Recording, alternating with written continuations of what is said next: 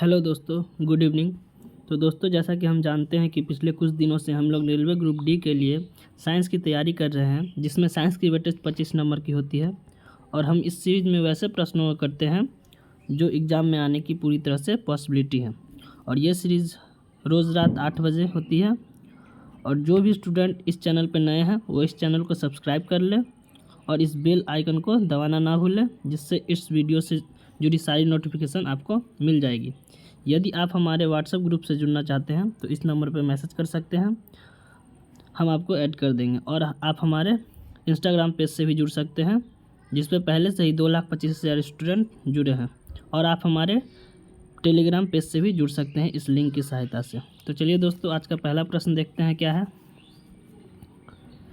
निम्नलिखित में से किस गतिविधियों में कहा जा सकता है कि एक कार्य किया गया है। अब इसमें 4 ऑप्शन दिया गया है, पूछ रहा है कि इस चारों ऑप्शन में किसमें कार्य किया गया है। तो दोस्तों, हम आप लोगों को कई बार बता चुके हैं कि वर्क कार्य बराबर क्या होता है, force into displacement into cos theta. यही होता है वर्क का फॉर्मूला, कार्य का फॉर्मूला। तो देखिए, हर्ष एक पुस्तक पढ़ रहा है। अब पुस्तक पढ़ रहा है तो इसमें कुछ फोर्स लग रहा है, डिस्प्लेसमेंट हो रहा है, कुछ मतलब दूरी तय कर रहा है, वो नहीं कर रहा है। इसमें तो बैठ के सिर्फ पढ़ रहा है, तो ये तो होगा नहीं। पिंकी समतल सड़क पर अपने सिर पर पुस्तक रखकर चल रही है। अब पिंकी जो है एक समतल सड़क पे खड़ी है, सिर पे पुस्तक लेके और चल रही है। तो इसमें तो चलिए दूरी तय हो रही है, ठीक है। कुछ समय के लिए हम कॉस थीटा को भूल जाते हैं, ठीक ना, क्योंकि इस क्वेश्चन के ऑप्शन में जो दिया है वो थीटा को अगर रखेंगे तो यहाँ भी कार्य 0 हो जाएगा। लेकिन हम कॉस थीटा को भूल जाते हैं, सिर्फ हम इस पर फोकस करते हैं डिस्प्लेसमेंट पे, ठीक है। श्रुति कुर्सी पर बैठी, अब बैठी है तो ये भी तो डिस्टेंस ट्रैवल नहीं करिए, डिस्प्लेसमेंट ट्रैवल नहीं करिए। डिस्प्लेसमेंट मतलब क्या, दूरी। और दूरी क्या, सबसे शॉर्टेस्ट दूरी, ठीक है। खुशी घर के दीवार को धक्का दे रही है, परंतु ऐसा करने में असफल है। अब श्रुति खुशी जो है वो घर के दीवार को धक्का दे रही है। अगर घर के दीवार को धक्का देगी तो क्या दीवार खिसक जाएगी? नहीं खिसकेगी। तो इसमें भी कुछ डिस्प्लेसमेंट नहीं हो रहा। लेकिन यहाँ देखिए, पिंकी समतल सड़क पर अपने सिर पर पुस्तक रखकर चल रही है। तो यहाँ पे देखिए, चल रही है तो कुछ डिस्प्लेसमेंट जरूर होगी, ठीक है। तो यहाँ पे जो हमारा आंसर होगा ये बी ऑप्शन सही हो जाएगा। और हम बोले कि यहाँ पे बी ऑप्शन में भी 0 है, तो वो भी हम बता देंगे कि ऐसा क्यों होगा कि बी ऑप्शन में भी 0 हो जाएगा। चलिए हम एक खाली पेज लेते हैं और फिर समझाते हैं। तो देखिए, जब बोल रही है कि पिंकी जो है अपने सर पे पुस्तक लेके है, ठीक, ये पुस्तक है मान लीजिए। तो देखिए, और चल रही है इस दिशा में, ठीक। तो देखिए, पुस्तक लेके है तो ये बल किधर लगा रही है, ऊपर की तरफ। पुस्तक लेके है तो ऊपर की तरफ बल लगा रही है, ठीक है, ऊपर की तरफ। और चल रही, डिस्प्लेसमेंट हो रहा इधर, डिस्प्लेसमेंट हो रहा आगे की तरफ, ठीक है। और हमारा वर्क का फॉर्मूला क्या होता है, W बराबर F into D cos theta होता है। देखिए, फोर्स मान लीजिए कुछ लगा रही है, 5 न्यूटन लगा रही है मान लीजिए। डिस्प्लेसमेंट मान लीजिए कि 10 मीटर से चली गई, ठीक है, 10 मीटर गई है। कॉस थीटा क्या होता है, फोर्स और डिस्प्लेसमेंट के बीच के एंगल को बोलते हैं। जैसे फोर्स ऊपर जा रहा है और डिस्प्लेसमेंट इधर, इसके बीच का एंगल कितना हो गया, 90 डिग्री। 90 डिग्री हो गया। अब देखिए, 5 गुना 10 गुना 90 डिग्री, कॉस 90 डिग्री। तो कॉस 90 डिग्री का मान कितना होता है, कॉस 90 डिग्री का मान कितना होता है, बता सकते हैं कोई? कॉस 90 डिग्री का मान होता है 0। कितना होता है, कॉस 90 डिग्री का मान होता है 0। तो अब देखिए कि ये सभी को मल्टीप्लाई करेंगे तो कितना आ जाएगा, ये 90 डिग्री का मान हम 0 ले लिए तो 5 गुना 10 गुना 0 कितना हो जाएगा, टोटल 0 हो जाएगा। तो वर्क हुआ, यहाँ भी वर्क नहीं हुआ। लेकिन हम इस ऑप्शन को देखते हुए हम ये कॉस थीटा को अनदेखा कर दिए थे, इसीलिए ऑप्शन यहाँ, क्योंकि डिस्प्लेसमेंट देखिए, यहाँ डिस्प्लेसमेंट हो ही नहीं रहा, यहाँ डिस्प्लेसमेंट नहीं हो रहा, यहाँ भी डिस्प्लेसमेंट नहीं हो रहा। तो हम एक बार के लिए कॉस थीटा को हम भूल गए और इसे आंसर टिक कर दिए, ठीक है। लेकिन वास्तव में देखा जाए तो यहाँ भी कार्य नहीं हो रहा है, ठीक है। समझ गए आप अच्छी तरह से। चलिए नेक्स्ट क्वेश्चन देखते हैं। जब प्रयुक्त बल की दिशा और वस्तु की गतिशील होने की दिशा एक दूसरे के लंबवत हो, तो वही बताए हैं। देखिए, अभी इसी बोल रहा कि जब प्रयुक्त बल की दिशा, अब मान लीजिए बल हम लगा रहे हैं ऊपर की ओर, ठीक है, और वस्तु की गतिशील होने की दिशा एक दूसरे के लंबवत मतलब क्या, एक दूसरे के बीच 90 डिग्री का कोण लंबवत, ये फोर्स है और ये डिस्प्लेसमेंट की दिशा है, ठीक है।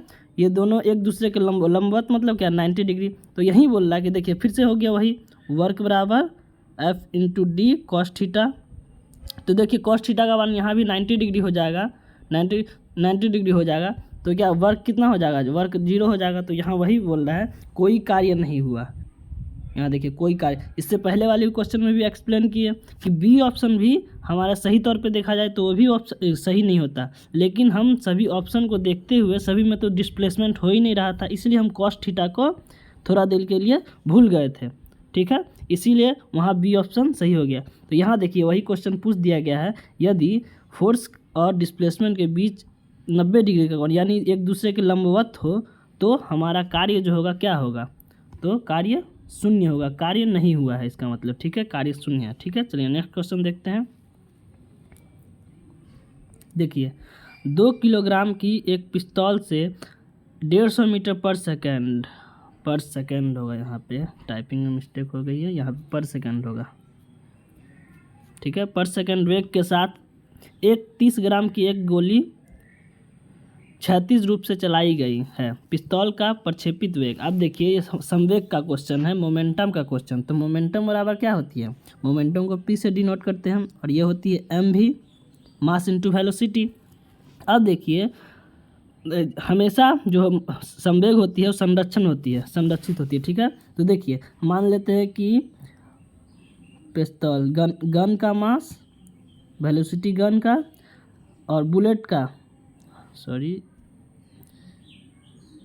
इसको बी से करते हैं, बुलेट का मास और बुलेट का वेलोसिटी। तो देखिए गन का मास हमको कितना दिया है, हम यहाँ पे यूनिट का अच्छे तरह से ध्यान रखेंगे। देखिए जो बुलेट का दिया है वो ग्राम में दिया है, लेकिन यहाँ पिस्तौल किलोग्राम में दिया है। तो 2 किलोग्राम जब 2 kg को ग्राम में बदलेंगे तो क्या होता है, 1000 से गुना करते हैं तो ये हो जाएगा 2000 ग्राम, ठीक है। इसको अच्छा से याद रखिएगा कि यूनिट का हम अच्छे तरीक़ा से ध्यान रखेंगे। तो मास ऑफ गन कितना हो जाएगा 2000 ग्राम, ठीक है। वेलोसिटी हमको निकालना है और देखिए एक दूसरे के अपोजिट रहेगा, ये जो मान आएगा वो माइनस में आएगा हमारा, ठीक है। एक दूसरे का अपोजिट होता है, ठीक है, याद रखिए, लास्ट में हम देख लेंगे। और मास ऑफ बुलेट कितना है 30 gram into mass of bullet velocity of bullet कितना है 150। तो देखिए अब कितना हो जाएगा,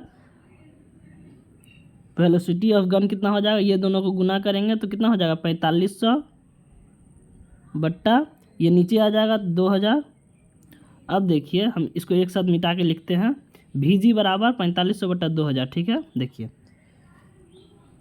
VG बराबर कितना आ गया 4500 बट्टा 2000, 2 जीरो तो 2 जीरो गया, 5 9 45, 5 चौका 20। अब जब इसको करेंगे तो 4 दूना 8.25 मीटर पर सेकेंड, ठीक है, मीटर पर सेकेंड। लेकिन ये जो होता है अपोजिट डायरेक्शन में होता है, यदि एक का जो होता है वेलोसिटी अगर हम प्लस लेंगे तो एक का हमको माइनस लेना पड़ेगा, ठीक है, क्योंकि दोनों अपोजिट डायरेक्शन में जाता है। जब दो वस्तु आपस में टकराएगी, मान लीजिए ये और ये वस्तु टकराएगी तो एक इधर चली जाएगी एक इधर चली जाएगी, ठीक है, समझ गए। तो इसीलिए एक का मान अगर पॉजिटिव लेंगे तो एक का हमको निगेटिव लेना ही पड़ेगा। तो यहाँ पे देखिए 2.5 मीटर पर सेकेंड, हम मान लिए कि इसको हम पॉजिटिव ले लिए थे तो इसको हम निगेटिव लेना पड़ेगा, ठीक है, समझ गया। चलिए नेक्स्ट क्वेश्चन देखते हैं। औसत चाल और औसत वेग वस्तु की गति दर्शाता है। अब देखिए औसत चाल और औसत वेग वस्तु की क्या दिखाता है, दिए गए अंतराल के दौरान दिखाता है, इसी को दर्शाता है, ठीक है, समझ गए। चलिए नेक्स्ट क्वेश्चन देखते हैं। तत्कालीन वेग और औसत वेग तब बराबर होती है जब, देखिए अब तत्कालीन वेग और औसत वेग कब बराबर हो सकता है, जैसे देखिए हम एक लाइन ड्रॉ किए, मान लीजिए ये टोटल 30 मीटर का है लाइन, ठीक। अब मान लीजिए इसको हम 5 भाग में बांट दिए, 1 2 3, एक मिनट,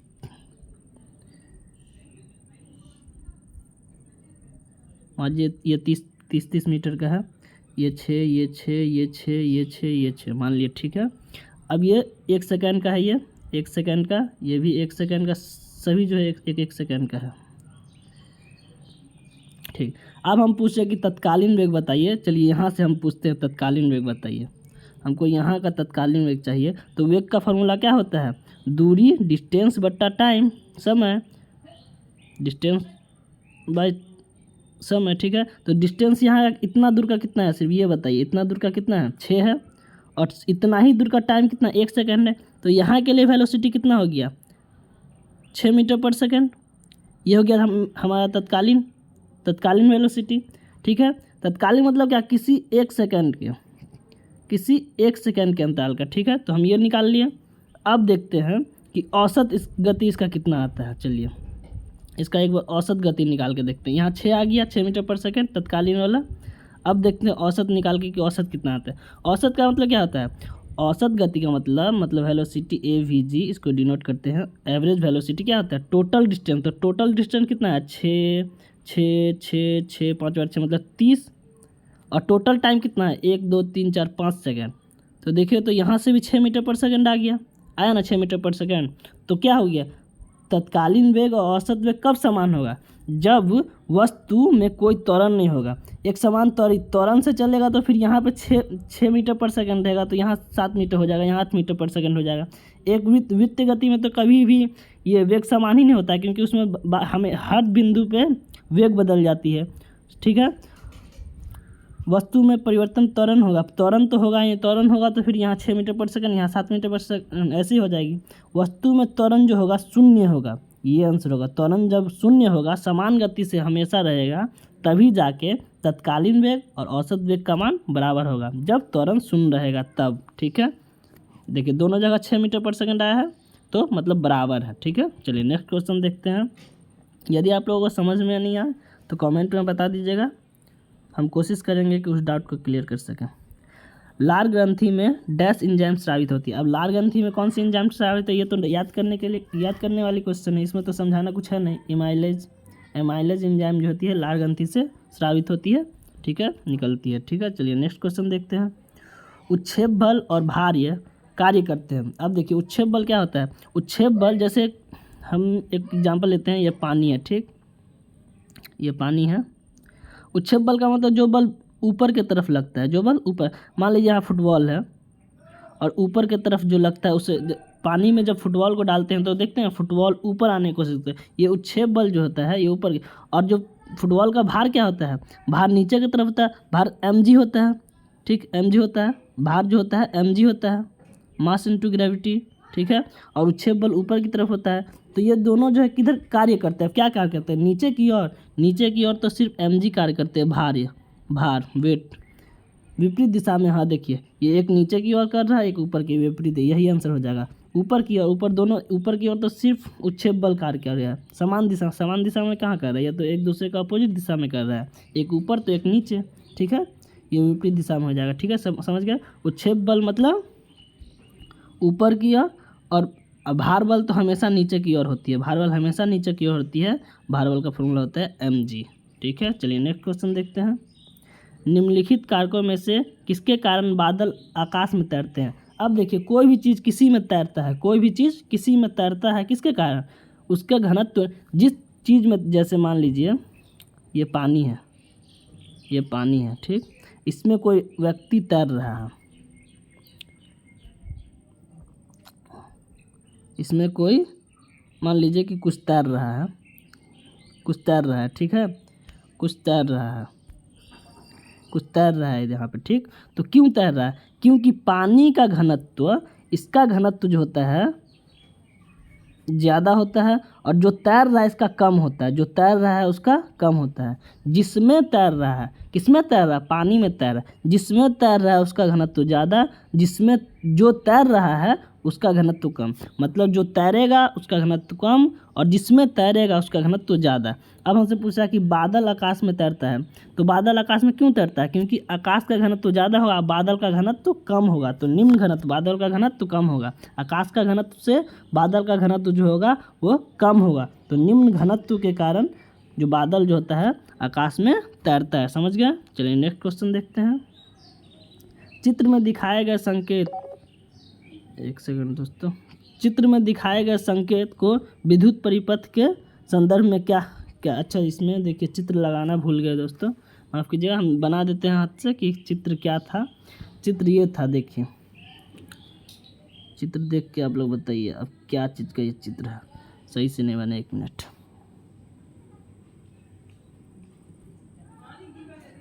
ये था चित्र।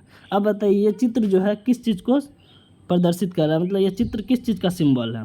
ठीक है, तो देखिए हम सब चीज़ का सिंबल बना दे रहे हैं कि कौन सा सिंबल किस चीज़ का होता है। देखिए प्रतिरोध का सिंबल होता है ये तो जानते ही होंगे, इससे तो अच्छे तरीक़े से वाकिफ़ होंगे। बैटरी का सिंबल होता है, देखिए पहले हम कुंजी पट का बता दे रहे। कुंजी पट का 2 सिंबल ओपन और क्लोज 2 होता है। देखिए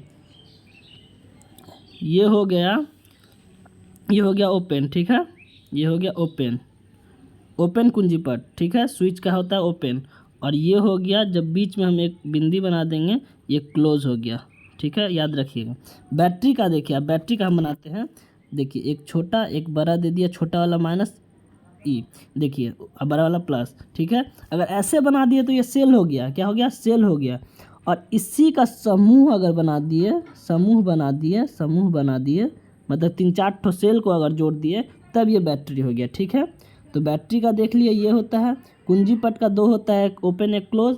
और प्रतिरोध का देख लिए ये होता है। बच गया क्या, ये किस चीज़ का बच गया, अब ये बच गया विद्युत बल्ब का। किसका बच गया, विद्युत बल्ब का। क्वेश्चन में यही था कि ये जो सिंबल है ये सिंबल किस चीज़ का है, बस इतना ही क्वेश्चन था। तो ये सिंबल विद्युत बल्ब का है। प्रतिरोध का ये होता है, दिखा दिए। बैटरी का ये होता है। और इसी में एक को लाएंगे, सिर्फ इतना करके छोड़ देंगे, इतना करके छोड़, ये सेल हो गया, ये क्या हो गया, सेल हो गया। अब यही सेल को जोड़ के बैटरी बनाया जाता है, ठीक है। अब प्लग कुंजी मतलब स्विच का 2 होता है, एक ओपन एक क्लोज। ओपन वाला में बिंदी बीच में नहीं होगा, क्लोज वाला में बिंदी होगा, ठीक है। चलिए नेक्स्ट क्वेश्चन देखते हैं।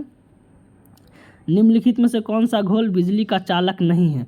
अब बिजली का चालक नहीं, ऐसा कौन सा घोल है जिसमें से बिजली गुजर नहीं सकती, पास नहीं हो सकती, हमसे वो पूछा गया है। तो जिस ग्लूकोज का जो घोल होता है उसमें से हम लोग करंट को प्रवाहित नहीं कर सकते, ठीक है। ग्लूकोज का घोल से हम लोग करंट को प्रवाहित नहीं कर सकते, उसमें से ग्लूकोज का घोल में से करंट पास नहीं हो सकती है, ठीक है, यही पूछा गया है। चलिए नेक्स्ट क्वेश्चन देखते हैं।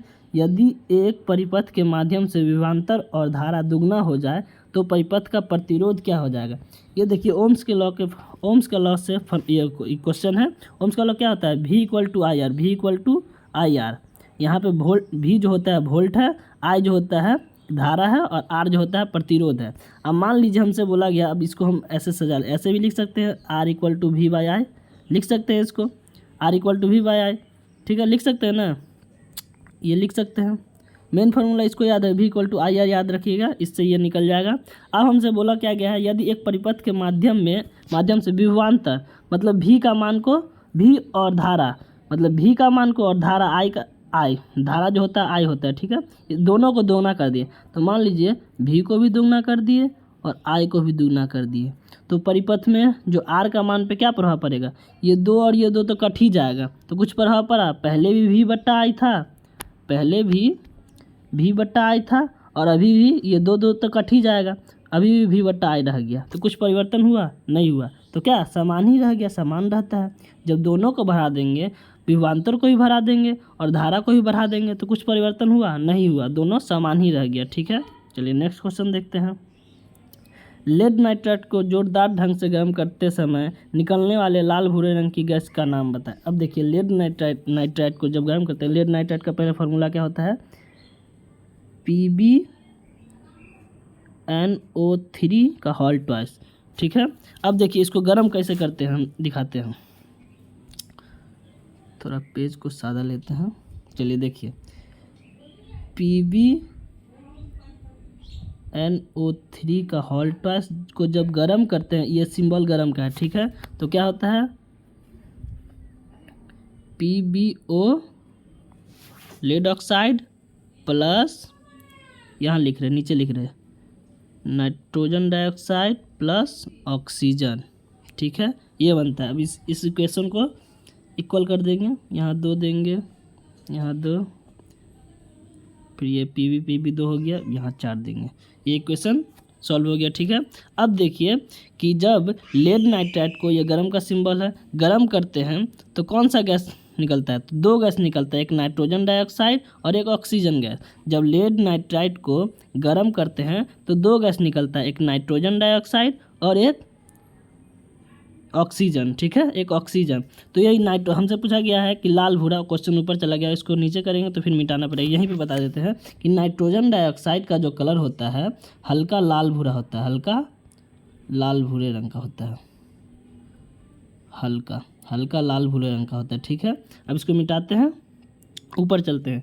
ये इक्वेशन लिख लीजिएगा कि लेड नाइट्राइड को जब गर्म किया जाता है, ये गर्म का सिंबल है, गर्म किया जाता है तो lead oxide plus nitrogen dioxide plus oxygen, ये 3 चीज़ निकलती है।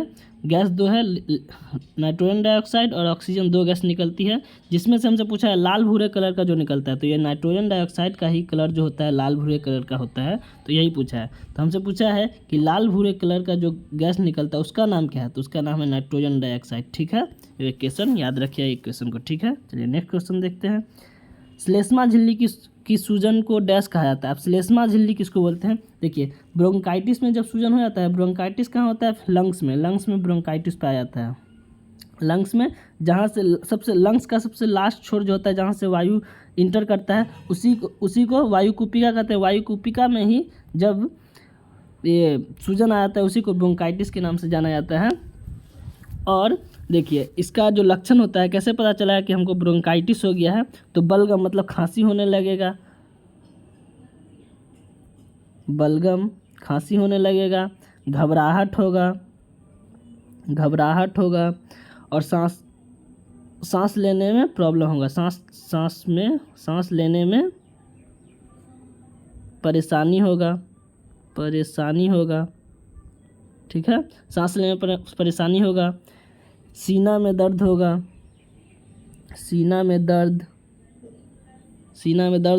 ठीक है।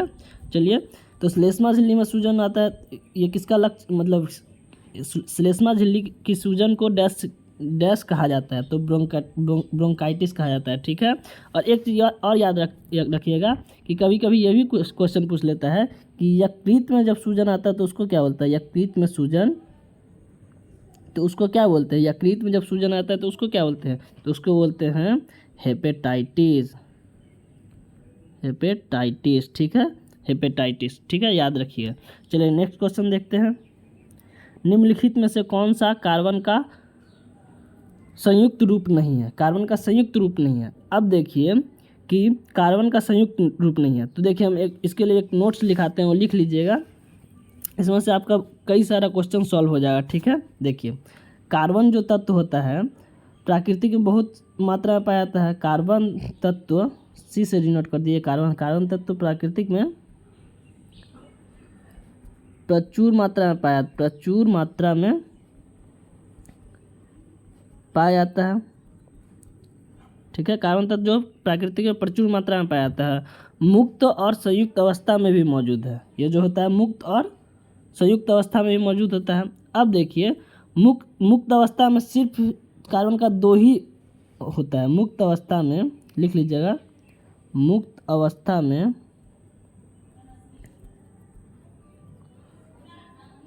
में कार्बन को सिर्फ 2 रूप में देखा जाता है। कार्बन को केवल 2 रूप में देखा जाता है, केवल दो रूप में देखा जाता है, ठीक। मुक्त रूप में कार्बन जो है प्राकृतिक में प्रचुर मात्रा में पाया जाता है। ये मुक्त रूप में भी मिलता है और संयुक्त रूप में भी मिलता है, लेकिन मुक्त रूप में याद रख लीजिएगा 2 ही चीज़ होता है। उसके बाद जितना भी होगा वो संयुक्त रूप में होगा, तो हम मुक्त रूप वाला लिखवा दे रहे हैं, संयुक्त रूप वाला उसके बाद जितना भी होगा संयुक्त रूप वाला होगा। तो मुक्त रूप में सिर्फ होगा हीरा, एक मिनट फिर से मिटा के लिख रहे हैं, हीरा और ग्रेफाइट, ये ही 2 जो होता है वो मुक्त रूप में मिलता है। बाद बाकी जितना भी कार्बन के साथ होगा वह संयुक्त रूप में होगा, ठीक है। चलिए, संयुक्त रूप वाला भी 4 तरीका से होता है, 4 तरीके से संयुक्त होता है, ठीक है। हम सभी को एक एक करके लिखवा दे रहे हैं, आप लोग लिख लीजिएगा। देखिए, कार्बोनेट के रूप में कैसे मिलेगा? संयुक्त रूप वाला दिखा रहे, कार्बोनेट के रूप में क्या क्या मिलता है? कैल्शियम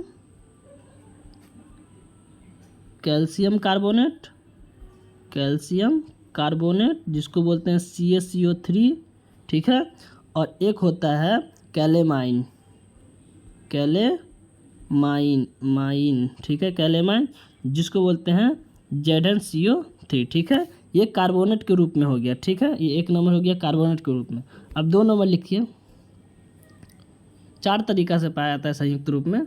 अब देखिए 2 नंबर हो गया जीवाश्म के रूप में, जीवाश्म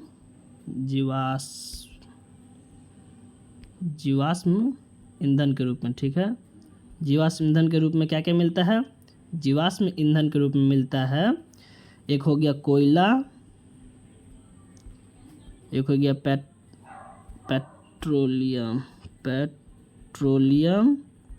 पेट्रोलियम और हो जाएगा प्राकृतिक गैस, ठीक है। चलिए 2 हो गया।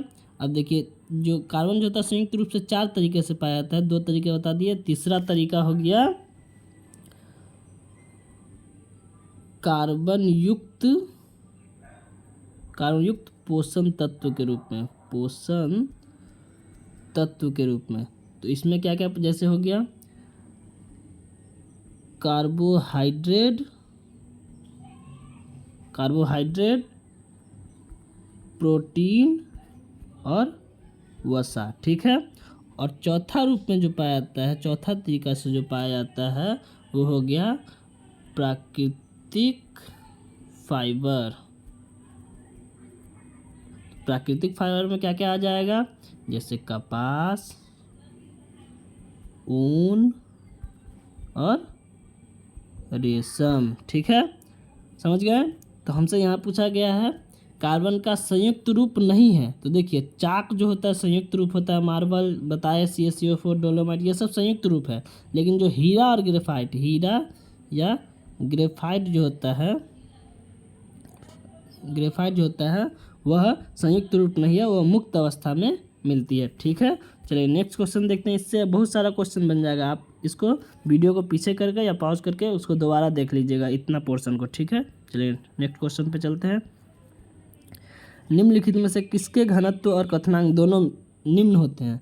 अब देखिए निम्न किसका घनत्व और कथनांक दोनों निम्न। आप सोडियम के बारे में जानते होंगे कि सोडियम को हम लोग चाकू से भी काट सकते हैं, पनीर का तरह चाकू से भी काट सकते हैं। तो सोचिए ये पहले से ही इतना, मतलब ठोस तो एकदम कठोर तो होता है, ठोस जो होता है एकदम कठोर, लेकिन सोडियम को देखिए पनीर का तरह ही, मतलब इसको चाकू से काट देंगे तो इसका कथनांक कितना निम्न ही होगा। और इसका घनत्व तो देखिए लोहा जैसे रहेगा, इसका घनत्व मतलब क्या, इसके पास जो मतलब जो इसके एटम होते हैं पास में चिपके होते हैं, ज़्यादा चिपके रहते हैं उसमें ज़्यादा कठोर होगा, ज़्यादा घनत्व होगा। अब जो सोडियम को पनीर का तरह काट दे, इसका जो एटम होगा क्या उतना चिपका होगा? नहीं चिपका, इसीलिए तो इसको पनीर की तरह काट सकते हैं, समझ गए। तो सोडियम का जो होता है क्वथनांक और घनत्व दोनों निम्न होता है, ठीक है, याद रखिएगा। चलिए नेक्स्ट क्वेश्चन देखते हैं। डैश को क्विकलाइम भी बोलता है। क्विकलाइम मतलब क्या? बिना बूझा चूना। क्विकलाइम मतलब बिना बूझा चूना, बिना बूझा चूना। तो बिना बूझा चूना कौन है? CaO, calcium oxide. क्या है? Calcium oxide. अब इसी में अगर हम पानी मिला दिए तो ये बूझा चूना हो जाएगा, CaOH का होल ट्वाइस, यही हो गया बूझा चूना। अगर बूझा चूना बोले तो ये हो जाएगा CaOH का होल ट्वाइस, ठीक है, CaOH का होल ट्वाइस, ठीक है, बूझा चूना बोले तब। अब बिना बूझा चूना जिसको क्विकलाइम भी बोलते हैं उसी का होता है CaO कैल्शियम ऑक्साइड, ठीक है, समझ गए। चलिए नेक्स्ट क्वेश्चन देखते हैं। देखिए अनबुझा चूना, यहाँ भी बोल रहा अनबुझा मतलब बिना बुझा हुआ चूना, अनबुझा हुआ चूना। तो अभी बताया CaO जो होता है बिना बुझा, इसी में जब पानी मिलाते हैं तब ये बुझा हुआ चूना बन जाता है, जिसका सूत्र होता है CaOH का होल ट्वाइस, ठीक है। ये बुझा चूना है, ये बुझा है, ये बिना बुझा है, ठीक है। तो हमसे पूछा अनबुझा मतलब बिना बुझा हुआ, तो CaO। चलिए नेक्स्ट क्वेश्चन देखते हैं। बिना भंजन के पदार्थ की विकृति होने की योग्यता कहलाती है, क्या कहलाता है? बिना भंजन के पदार्थ की विकृति होने की योग्यता क्या कहलाती है? सुघट्टपन कहलाती है, ठीक है, सुघट्टपन, ठीक है, याद रखिएगा। चलिए नेक्स्ट क्वेश्चन देखते हैं। क्लोरीन गैस का उपयोग निम्न में से किसके निर्माण में किया जाता है। अब क्लोरीन गैस का उपयोग किसके निर्माण में किया जाता है, तो जानते हैं कि ब्लीचिंग पाउडर का सूत्र क्या होता है, CaClO का होल ट्वाइस। देखिए इसमें क्लोरीन गैस आया ना, यहाँ पे देखिए क्लोरीन गैस आया ना यहाँ, तो ब्लीचिंग पाउडर बनाने में क्लोरीन गैस का उपयोग किया जाता है। ठीक है, चलिए नेक्स्ट क्वेश्चन देखते हैं। एक मानव शरीर में अनैच्छिक मांसपेशियाँ कहाँ पाई जाती है। अब अनैच्छिक मांसपेशियाँ, अनैच्छिक मतलब क्या है, जिस मांसपेशियाँ पे हमारा कंट्रोल ना हो। जैसे हमारा हाथ देखिए, हम अभी हाथ हिला सकते हैं, जीभ हिला सकते हैं, लेकिन क्या हम दिल को बोलेंगे कि रुक जा तो रुक जाएगा, वो हृदय को बोलेंगे रुक जाना तो रुक जाएगा, नहीं, वो अपना इच्छा से ही काम करेगा, मतलब मेरे इच्छा अनुसार नहीं चलेगा, वो अनैच्छिक है। क्या है, अनैच्छिक है। ये जो दिल का जो मांसपेशी होता है, हार्ट का जो मांसपेशी होता है, जिसको हृदय ही बोलते हैं, इसका जो मांसपेशी होता है वो अनैच्छिक होता है। क्या होता है, अनैच्छिक होता है। ठीक है, चलिए दोस्तों ये लास्ट क्वेश्चन था। वीडियो पूरा देखने के लिए धन्यवाद।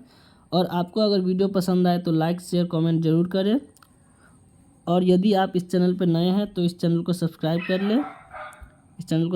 कर ले, और इस बेल आइकन को दबाना ना भूलें, जिससे इस चैनल से जुड़ी सारी अपडेट्स आपको मिल जाएगी। चलिए दोस्तों, तब तक के लिए बाय बाय, मिलते हैं फिर अगले वीडियो में।